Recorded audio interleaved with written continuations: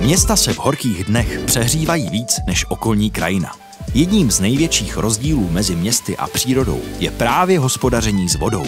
Chceme-li město příjemné i v létě, musíme se naučit s vodou pracovat lépe. Jak vlastně voda chladí? Při odpařování vody se totiž z okolí spotřebovává teplo. Zná to každý. Když se potíme, naše kůže se ochlazuje. Na rozdíl od města je přirozená krajina vody plná.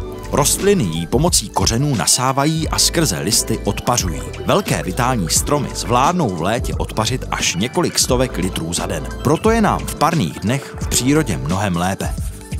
Ani ve městě to ale nemusí být tak špatné.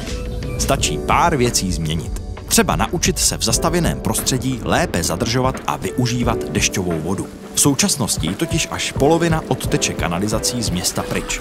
Se zadržením vody nám pomůže zmenšení nepropustných povrchů, budování průlehů, dešťových záhonů a povodňových parků. Zasáknutou vodu pak využijí rostliny, které díky ní výrazně ochladí své okolí. I my můžeme pomoci, když si u domu necháme zbudovat akumulační nádrž na dešťovku.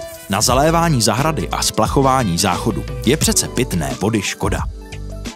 V blízkosti vody je vždycky líp. Čas strávený v zástavbě nám mohou zpříjemnit třeba fontány, kašny nebo brouzdaliště, které ze všech nejvíc ocení děti. A co teprve, když se městu podaří zpřístupnit lidem místní potok nebo řeku. A to úplně nejdůležitější, všechny zásahy ve veřejném prostoru je nutné dělat koncepčně a postupně budovat celý systém takzvané modro-zelené infrastruktury. Bez vody se totiž nebude dařit zelení a bez zeleně zase nevyužijeme chladící potenciál vody naplno.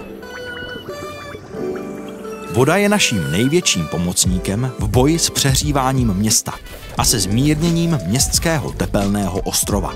Chceme-li město obyvatelné i v létě, je třeba urychleně podniknout kroky k tomu, aby velká část dešťové vody neodtékala pryč a abychom s její pomocí zpříjemnili místní klima. Proto potřebujeme promyšlený adaptační plán v každém městě.